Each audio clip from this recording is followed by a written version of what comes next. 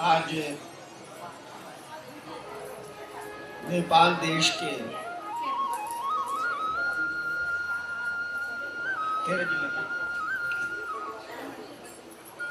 लगभग 13 जिलों के गुरु भाई बहनों की संगोष्ठी है, मीटिंग है।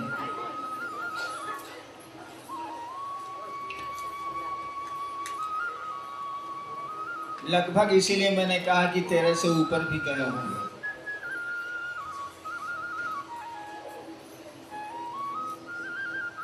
मैं आपको बुलाना नहीं चाहता, सोचता हूं खुद क्यों नहीं चला जाऊं।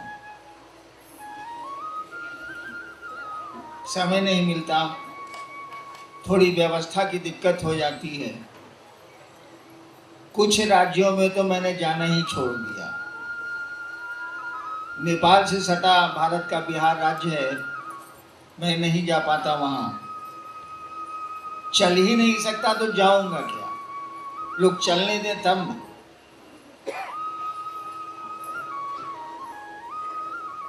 आपके देश में आऊंगा तो जरूर। मैंने सोचा भी है कि आपके नेपाल के क्षेत्रों में घूम घूम के लोगों से मिलूं। थोड़ा वक्त का इंतजार करिए। आप जिस देश से आए हैं, नेपाल की धरती, वो पशुपतिनाथ की धरती,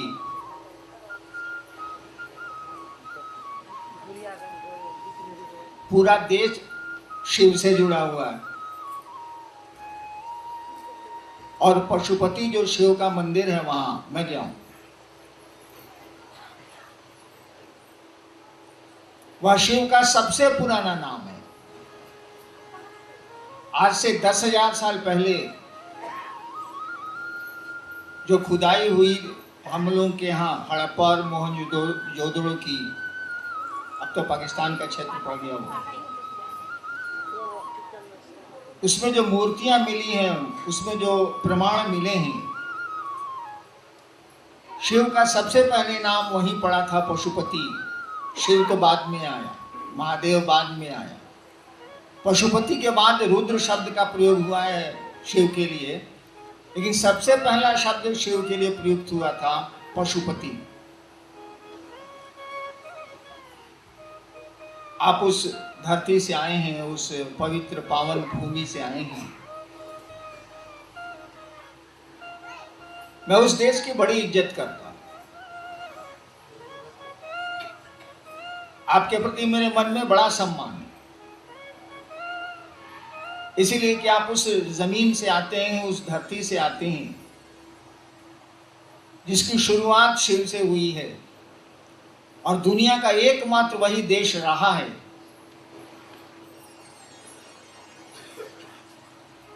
जहां एक धर्म रहा है,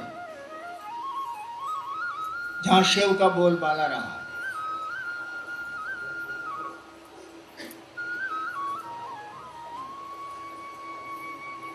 शिव की पूजा तो आपके यहाँ बहुत पुरानी है, बहुत पुरानी है।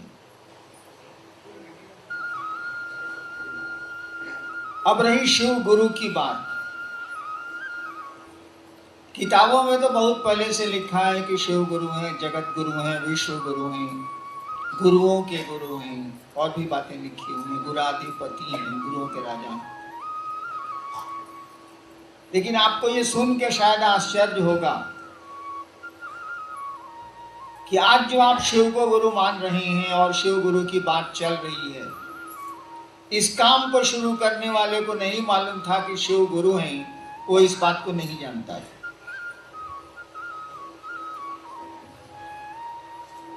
मुझको मालूम ही नहीं था कि शिव गुरु है, मैं नहीं जानता था। एक बार बिहार में एक जिला है भोजपुर, उसका शहर है आरा। वहां के श्मशान में मैं बैठा था, 1974 की बात, 1974।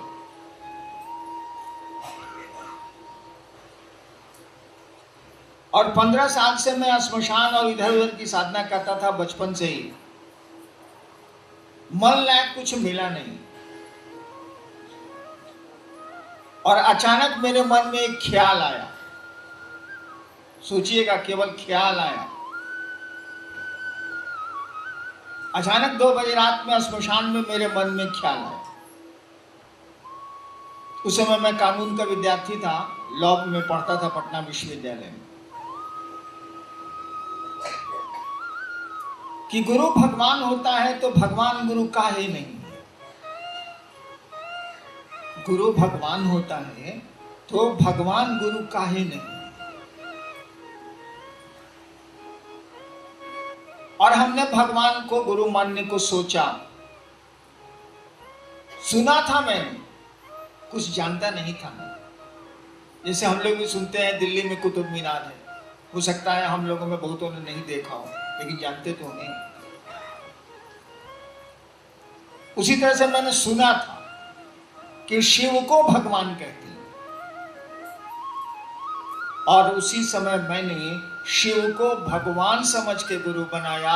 मुझको नहीं पता था कि शिव गुरु है, मैं नहीं जानता, लेकिन इतना तो सुना था कि शिव भगवान को कहते हैं, ईश्वर को कहते हैं, परमात्मा को कहते हैं। मेरे फादर बहुत बड़े अफसर थे, वो अक्सर मेरी माँ को बोला करते थे कि ईश्वर शिव को कहते हैं, महेश्वर शिव को कहते हैं। ये मैं सुना करता, मतलब तो मुझको था नहीं, मैं तो श्मशान का साधक था। और शिव को भगवान समझ के मैंने गुरु बना लिया। काहे के लिए गुरु बनाया? बहुत रद्दी काम के लिए मैंने गुरु बनाया।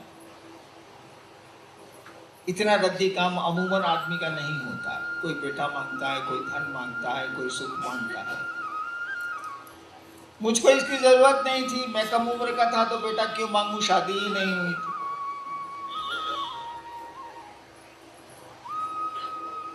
पैसे और भोजन की दिक्कत नहीं थी। पिताजी अफसर थे, अफसर का बेटा होने के चलते सलामी सब मिल ही जाती थी, प्रतिष्ठा मिल ही जाती थी बाप के चलते। इन चीजों की मुझको तो जरूरत नहीं थी। मुझको शौक था कि मैं चमत्कार सीखूंगा, जादू टोना सीखूंगा। और इसी के लिए 15 साल सब गुरु के पीछे या घोरी के पीछे या तांत्रिक के पीछे मसान उसान में घूमते रहते थे हम, चमत्कार सीखने के लिए। बस यही सबसे रद्दी काम मुझको करना था, जो कि मेरे काम की भी चीज नहीं थी। चमत्कार सीखेंगे, नहीं सीख पाए 15 साल में, तो शिव को भगवान समझ के गुरु बना लिया। मुझको मालूम नहीं। और जब शिव को गुरु बनाया तो चुप हो गया, किसी को कुछ बोलता ही नहीं। इसीलिए चुप हो गया कि महादेव तो दिखता नहीं है, इसको हम गुरु बनाए हैं, यहां से तो कुछ मिलने वाला नहीं है। आदमी रहेगा तो कुछ झगड़ों कर सकते हैं, कुछ नेतागिरी भी कर सकते हैं। हम नेता भी रहे हैं कॉलेज में, कुछ नेतागिरी भी कर सकते हैं। ये महादेव से कैसे नेतागिरी चलेगा? इसीलिए मैं किसी को कुछ नहीं कहता था, चुपचाप उनको गुरु बनाया था। अब बैठ के रोते थे, फंस गए। धीरे धीरे धीरे धीरे स्थिति बदलती चली गई और 8 साल बीत गया। उसके पहले ही मैं बिहार सरकार में डिप्टी कलेक्टर हो गया था, मजिस्ट्रेट हो गया था। 8 साल बीत गया और 8 साल में मुझको लगा कि ये गुरु है, क्योंकि मैं चमत्कार सीखने गया था, ना कोई सिखाने वाला था, ना कोई बोलने वाला था, तब भी मैं सीख गया।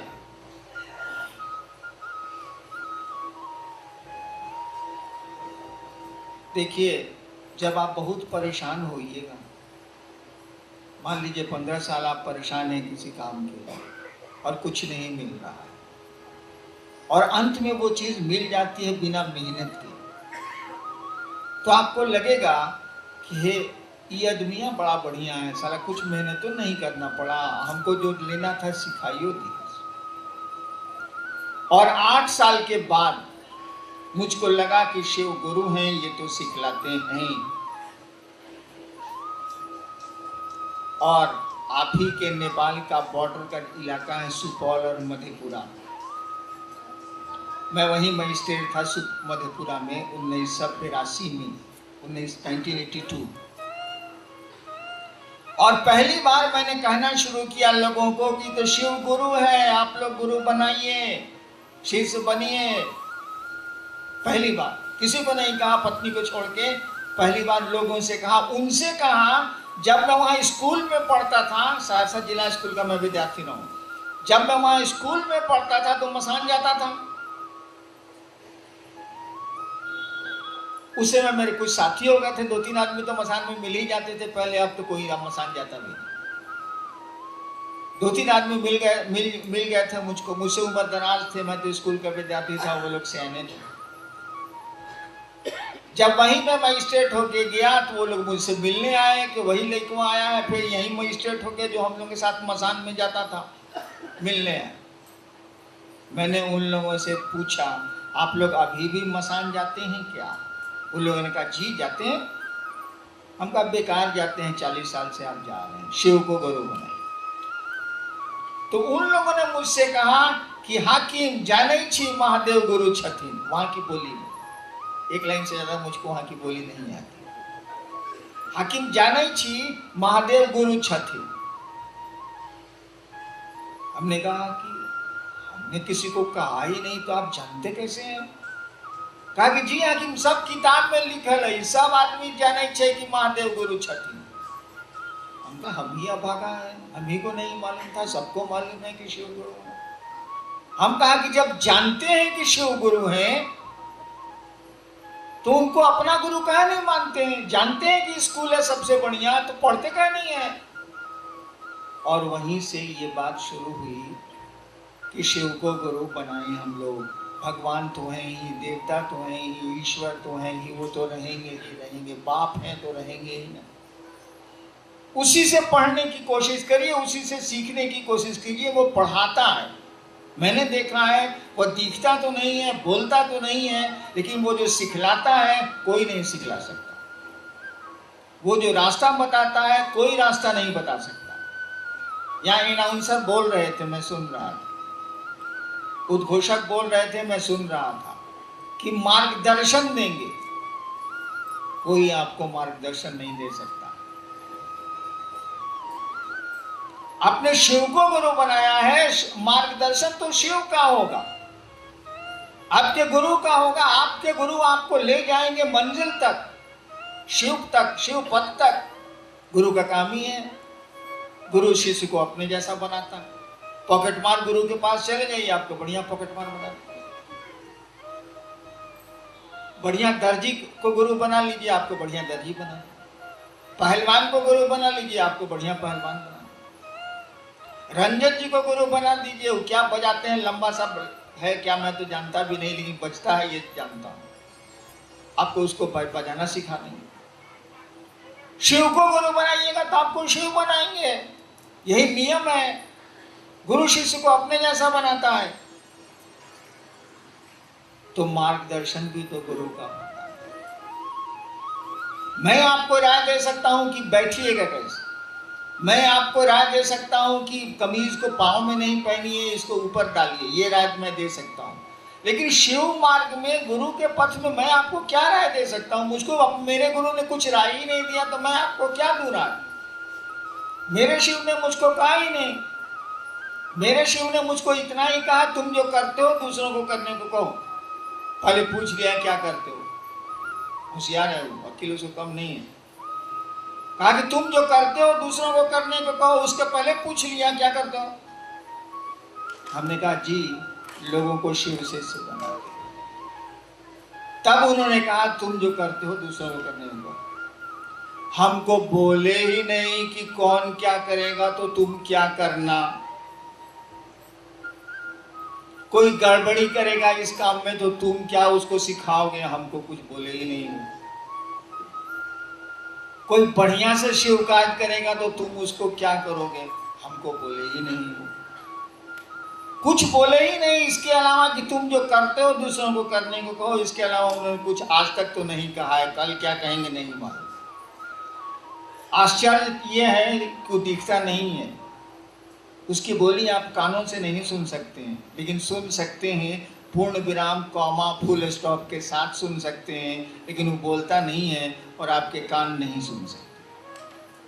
लेकिन आपका मन सुन सकता है, पूरा का पूरा वाक्य सुन सकता है, फुल सेंटेंस आप सुन सकते हैं जब वो बोलना चाहे और जब आप सुनना चाहिए।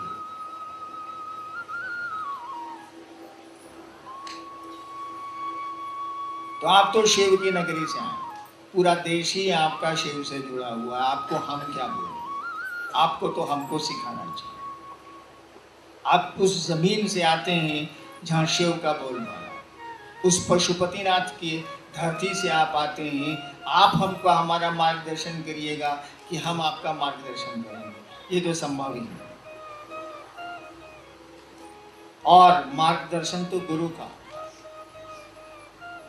आपके हमारे गुरु शिव हैं, उनका न मार्गदर्शन होगा, वही न मार्गदर्शन देंगे। गुरु केवल मार्ग का दर्शन नहीं कराते हैं, रास्ते का को दिखलाते नहीं हैं। गुरु रास्ते पर चलाते हैं और चला के मंजिल तक पहुंचाते हैं। मास्टर पढ़ाता है, मास्टर पढ़ाता है विद्यार्थी को। मैं आपसे पूछ नहीं रहा, लेकिन जरा सोचिए, मास्टर विद्यार्थी को पढ़ाता है, अब विद्यार्थी फेल कर जाए तब उस मास्टर को बदलिएगा कि नहीं बदलिएगा? यानी मास्टर का काम पढ़ाना नहीं है, केवल पढ़ा के पढ़ाई का परिणाम भी दिलाना होता है उसको। रोगी का इलाज डॉक्टर करते हैं ना, डॉक्टर इलाज करते हैं। अरे इलाज से नहीं ठीक होता है तो हम लोग डॉक्टर बदलते हैं। यानी डॉक्टर का काम इलाज करना नहीं है, रोग को भगाना है, जैसे भगावे। ठीक उसी तरह से गुरु का काम मार्गदर्शन केवल देना नहीं है, रास्ता दिखलाना नहीं है।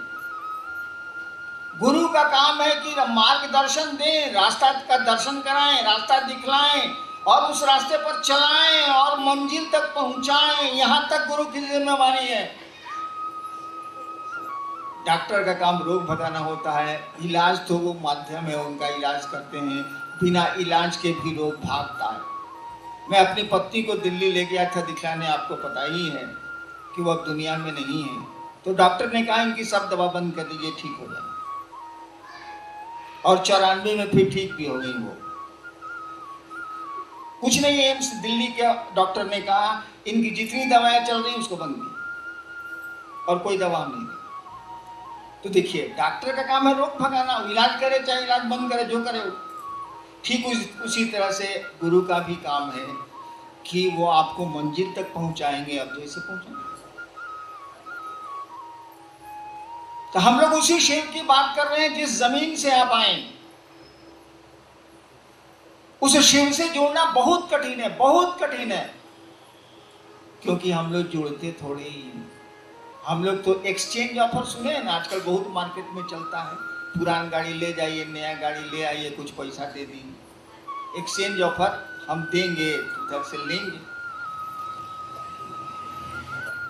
तो हम लोग भी महादेव के साथ एक्सचेंज ऑफर खेलते हैं। एक लोटा जल चढ़ाया, 16 सोमवारी किया। काहे? पंडित जी बोले हैं 16 सोमवारी करने से पति बढ़िया मिलता। एक्सचेंज ऑफर इतना करेंगे उधर से मिलेगा। कामर लेके जाएंगे ना 5 साल तो बेटा एक्सचेंज ऑफर। व्यापार, तिजारत जिसको बोलते हैं उर्दू में। देखिए, हम लोग तो व्यापारी हैं, हम लोग क्या करें? इस धरती पर आए हैं, धरती की उलझने, धरती की पीड़ा, धरती की मार तो हम लोग सहते ही सहते। तो हम लोग महादेव के पास भी जाते हैं इसी के लिए कि हमारा कुछ दुख कम हो जाए, हमारी सहूलियत कुछ बढ़ जाए।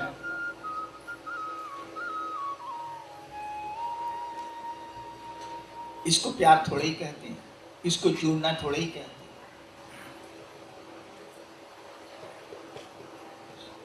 सावन में आप देखते होंगे कि बहुत जल चढ़ता है शिव को।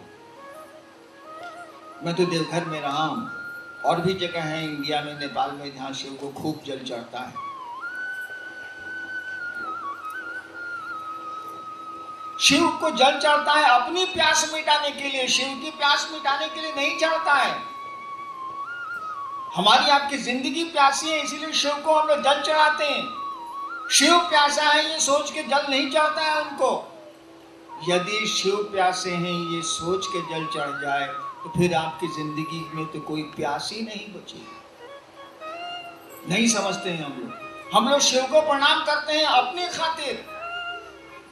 अगर शिव को प्रणाम करें प्रणाम करने की खातिर, तो फिर अपनी खातिर प्रणाम करने की जरूरत नहीं रहेगी। तो हम लोग तो व्यापारी हैं, क्या कर सकते हैं।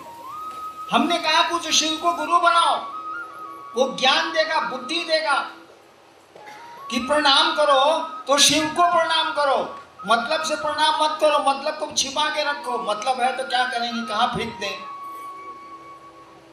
लेकिन कम से कम महादेव के सामने तो प्रणाम करें कि सरकार आपको हम प्रणाम कर रहे हैं। तब ना वो पूछेगा काहे के लिए प्रणाम कर रहे हो यार, तो कुछ नहीं, प्रणाम करने के लिए आए हैं। अब वो खोजे कि काहे के लिए प्रणाम करने आए हैं।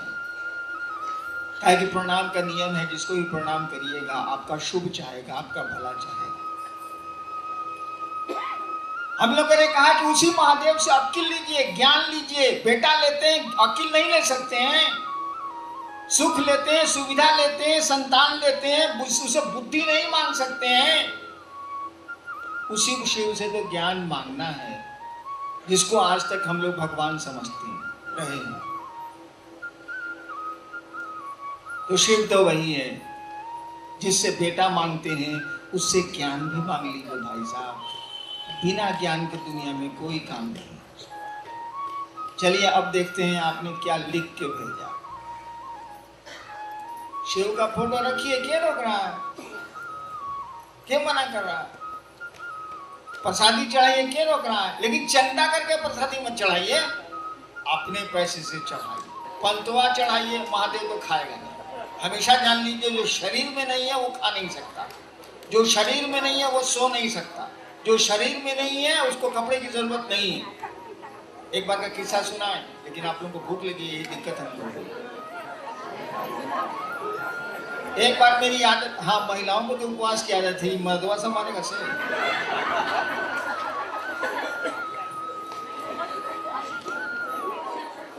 मेरी आदत थी, पहले मजिस्ट्रेट था, ईमानदार मजिस्ट्रेट को तनख्वाह कितनी मिलती है उस समय 525 रुपये मिलता था। वो 80-82 की बात। तो हमारी आदत पहले बचपन से नहीं है कि जिसको प्रसाद खिलाएंगे वो अगर नहीं खाए तो फिर नहीं खिलाएंगे। हम बचपन से इसमें जिद्दी हैं। तो जिस भगवान को हम बचपन से आज तक प्रसाद खिलाया वो खाया जरूर है। पता नहीं, हम मेरा प्रण है नहीं खाएगा नहीं खिलाएगा। तो हमने अपने रूम पूजा घर में महादेव को कहा कि देखा बुढ़ऊ, उस समय हम महादेव को बुढ़ऊ बोलते।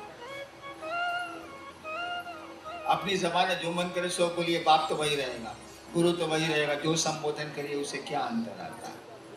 पत्नी को या तो उर्मिला बुलाइए, या एक इन्हें आओ ना बुलाइए, या मुन्नी के माई इन्हें आओ ना, बतवा बराबर है। तो मैं शिव को बुढ़ऊ कहता था। मैंने कहा कि बुढ़ऊ, इस बात से जिस दिन तनख्वाह मिलेगी ना 20 रुपए का रसगुल्ला आपको चढ़ाएंगे। हर महीने तो नहीं चढ़ा सकते भाई। तो कचहरी से मैं निकलता था, कोर्ट से जीप रोकता था, वहां एक दुकान थी, पुरस्दा नाम था, पता नहीं जिंदा है कि नहीं। जीप रुकी, पुरस्दा को मालूम था कि मजिस्ट्रेट साहब आवेंगे, 20 रुपया भेजेंगे, 50 को रसगुल्ला उनको मटकुरी में दे देना, मिट्टी के बर्तन, उसका मालूम नहीं। और पब्लिक को क्या देता था हम नहीं जानते। मैं लेके आता, 2-3 महीना तक हमको याद रहा। तनख्वाह मिलती थी, शाम में जीप रोके अर्ना होटल के सामने, पैसा भेजे ड्राइवर से, उधर से भेज दिया मटकुरी, ड्राइवर जीप में रखा, डेरा चले। महादेव को खिलाए। अब बच्चा सब छोटा छोटा था, यही अन्नू मोनू जो बोल रहा था, ये लोग खाया अपना। 1 महीना में भूल गए। आदमी है, भूलता ही 20 तारीख को हमको याद पड़ा कि जा बुढ़ऊ को तो इस बार मिठाई खिले भी नहीं की। 20 तारीख को खिलाते थे, 2-3 तारीख को 20 हो गया। हम कहा नीला अपनी पत्नी को, अब तो पैसा भी नहीं है, कहां से खिलाएंगे। 20 तारीख तनख्वाह खाता, अब फिर 1 तारीख को मिलेगा तब ना। हम कहा जाते हैं महादेव से माफी मांगे कि भूला गए। पूजा कर कुंजी था, अरे ऐसे पर्दा से घेरा हुआ, ओम जी दिखे हुए। उस समय ही नीलम का पर्स टांग के घूमता रहता था, लौंडा छंदा था।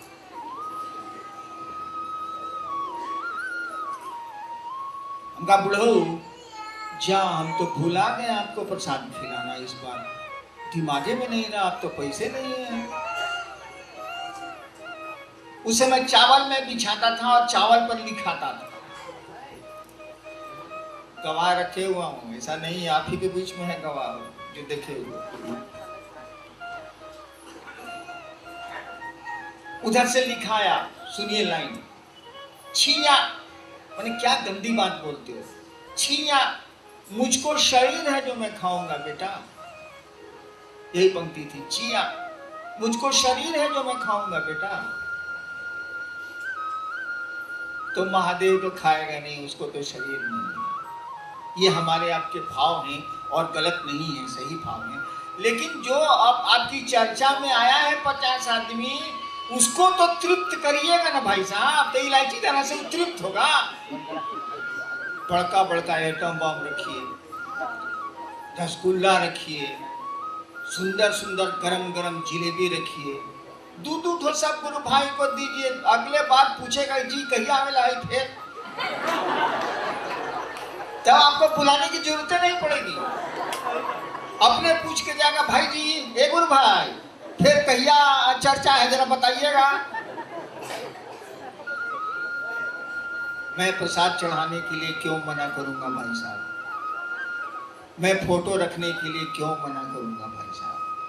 मेरे घर में भी प्रसाद चढ़ता है, मेरे घर में भी फोटो है, और बाप की तस्वीर रखना, गुरु की तस्वीर रखना, लेकिन पूरा तस्वीर रखिए। आजकल ज्यादा मुड़कटवा महादेव का फोटो आप लोग रखते हैं, मुड़िए नहीं, पूरा महादेव को रखिए ना भाई फोटो, कोई दिक्कत नहीं है। दिक्कत कहाँ होती है कि गरीब आदमी देखता है तो सोचता है कि हमारे पास तो पैसा नहीं है, हम फोटो कहाँ से लाएंगे, प्रसादी कहाँ से लाएंगे। तो उसको समझा दीजिए कि इसकी जरूरत नहीं है, भाई साहब ने लगा दिया है तो मस्ती से प्रसादी खाओ जाओ।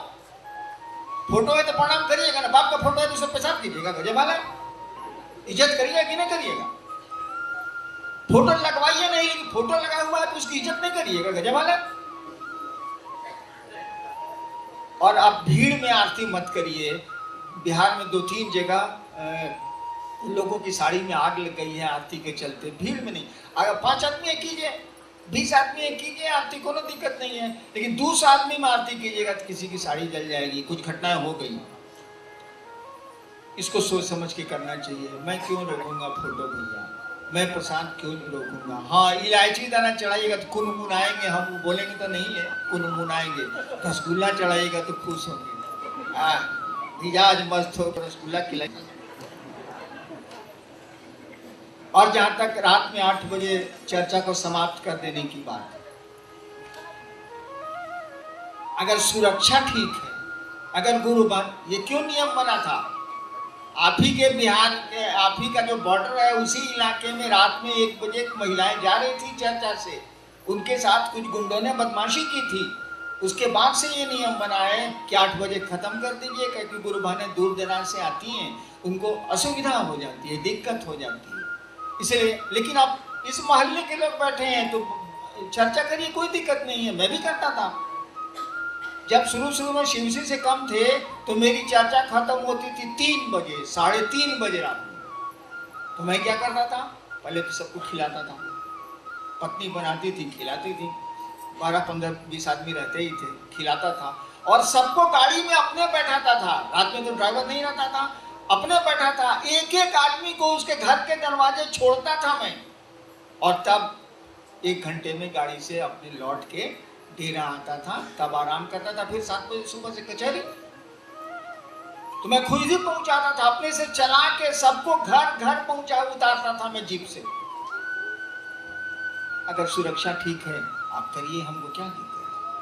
लेकिन रोज 2 बजे रात तक झलकुट्टन कीजिएगा तो दूसरे दिन बच्चे को कौन देखेगा, उसके खाना कौन बनाएगा, आप ऑफिस दुकान कैसे करिएगा, सो बता दीजिए। क्योंकि रोज रात में 2:30 बज रहा है। आखिर हम लोग के तरह निशाचर तो नहीं है, रात को हम जगह रहते हैं, ऐसा तो नहीं है। सामान्य आदमी है बेचारा, वो सोता है 11 बजे तक, फिर सुबह उठता है, उसको अपना काम भी है।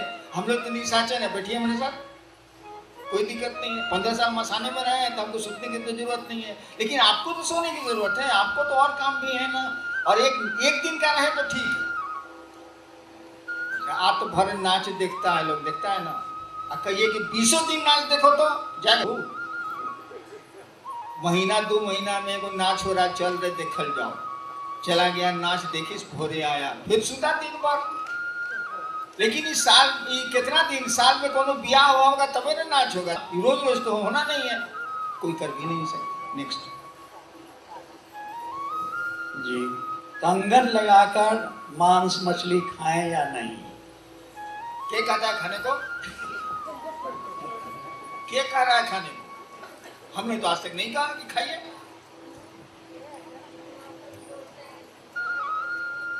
ना, आप मत खाइए। लेकिन खाने वाले को रोकते क्या है भाई साहब? जो नहीं खाता उसको खाने के लिए मत कहिए, मैं मत खाइए। लेकिन जो खाता है उसको रोकते क्यों है? देखिए, हमेशा याद रखिएगा, हम लोग गुरु नहीं है, हम लोगों के गुरु शिव हैं। जो जगत का गुरु है, समुद्र का मछुआरा भी उसको गुरु बनाएगा, मछली पर जीने वाले लोग भी उसको गुरु बनाएंगे, जंगली जानवरों को मार करके खाने वाले जंगलों के आदिवासी भी उसको गुरु बनाएंगे।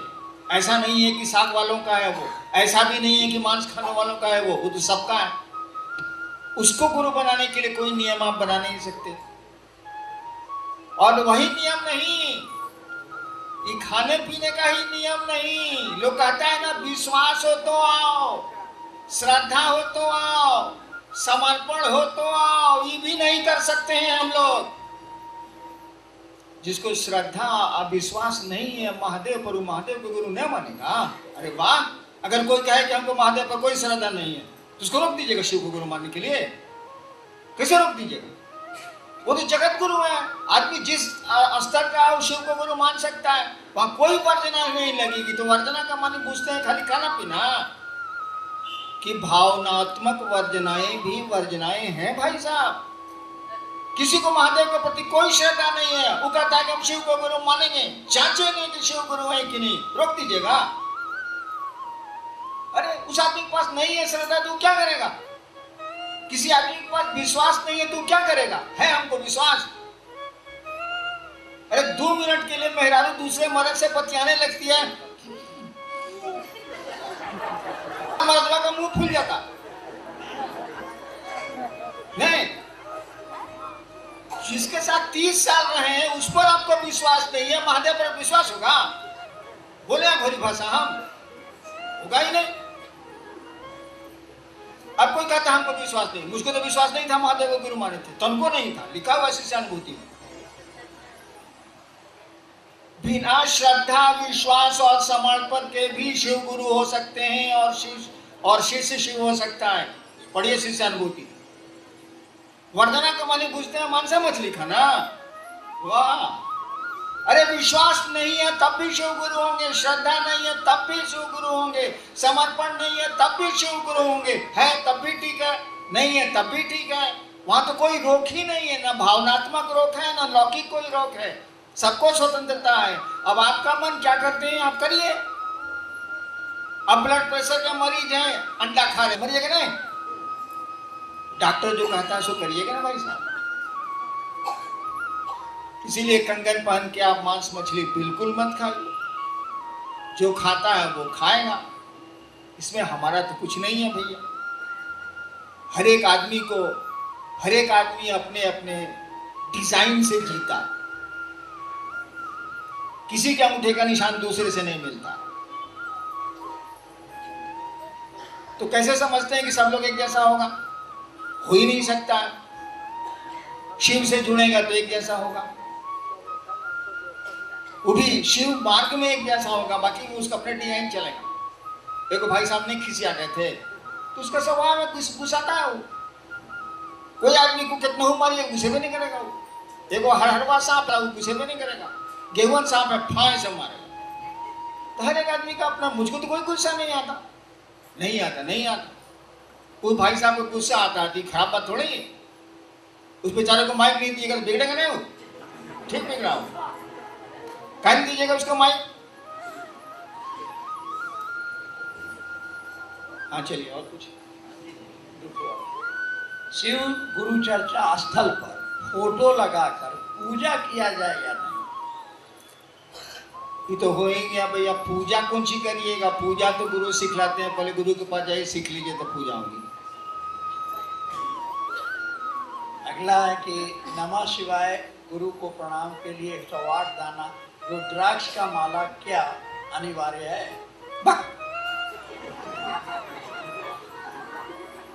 हमारे मामा के यहाँ कटहल बहुत फल। एक बार स्टोर में 200-300 कटहल रखा हुआ बैलगाड़ी पर। उस जमाने में बैलगाड़ी पर जाके बिकेगा या कुछ होगा। हम भी मंत्र जपते थे बड़ी, 15 साल यही धंधे किए। 108 कटहल को घीन के हम खींच खींच के एक जगह किए, आप खुद के नमः शिवाय किए। 108 कटहल में सीधा इतना बड़ा कटहल है, 108 कटहल। हम कटहले का माला बना दिए, मकई के दाना का बना दीजिए, सलाई के काठी का बना दीजिए, रुद्राक्ष का बना दीजिए, जो चीज का मन करे सो आदमी का बना दीजिए। मोदी नमः शिवाय, नमः शिवाय, क्या अंतर आता? अरे मतलब तो है शिव को प्रणाम करना ना। मतलब है नमः शिवाय का मानिए शिव को नमः, शिव को नमन, शिव को प्रणाम। मतलब है शिव को प्रणाम करना ना। जे चीज छूने का मन है छू के प्रणाम करिए, उसे क्या अंतर है? गिनती गिनना गिन लीजिए, उसे क्या अंतर है? लेकिन गिनती गिनने में अगर प्रणाम नहीं हुआ तो गिनती गिनना बेकार है। क्योंकि मकसद तो है उस शिव को अपना प्रणाम निवेदित करना, अपना प्रणाम करना। नमः शिवाय का अर्थ ही होता है शिव को प्रणाम। चलिए नेक्स्ट। ये आखिरी है, शिव शिष्य का आचरण और व्यवहार कैसा होना चाहिए? महादेव से पूछिए। शिव शिष्य का आचरण और व्यवहार, क्या बोल रहे हैं आप? शिव के शिष्य का आचरण और व्यवहार महादेव से पूछेगा। हम चला है, अभी चला है, हम कैसे बताएं? लेकिन शिव आपका गुरु है, उसकी इज्जत, उसके सम्मान की कोशिश करनी चाहिए। बस आपके किसी आचरण और व्यवहार से आपका गुरु बदनाम नहीं हो जाए, ये तो हर एक शिष्य चाहता है, चाहना भी चाहिए आपको। लेकिन व्यवहार कैसा होना चाहिए?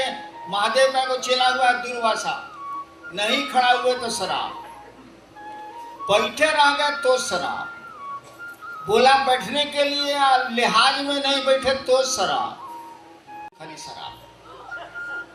एगो चेला हुआ कि कहा कि हड्डी की जरूरत है, कौन सी वज्र बनाना है हिंदी जी को, किसको दधीची ऊ दे दिया। अब कौन सी हम बतावे कि कौन सी होना चाहिए? महादेव का चेला का कोनो डिजाइन नहीं है।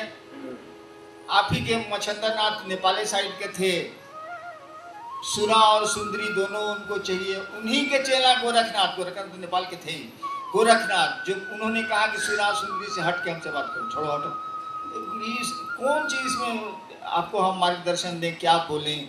अरे लोगों को शिव गुरु से जोड़िए, कोशिश करिए कि लोगों को समझाएं, और दूसरों का गढ़ा मत देखिए। गढ़ा देखिएगा तो आपकी गाड़ी गड्ढे में जाएगी। यही नियम है गाड़ी चलाने का। आप मोटरसाइकिल या गाड़ी चला रहे हैं और सड़क से नजर हट के अगर गड्ढे पर टिकी नजर, तो गाड़ी और मोटरसाइकिल गड्ढे की ओर चली जाएगी। यही ड्राइविंग में सिखलाया जाता है। आप गड्ढा की झलक ले लीजिए लेकिन सड़क देखिए। इसीलिए गड़बड़ी क्या है आप देख लीजिए, अब महटियां दीजिए। सब मथवा पर बोझवा कायला ले रहे हैं, शिव के शिष्य हैं, कुछ आप लीजिए, कुछ महादेव को दीजिए। जो आपको आपके गुरु ने कहा सो आप करिए, बाबा वो करेगा। चलिए आपको प्रणाम।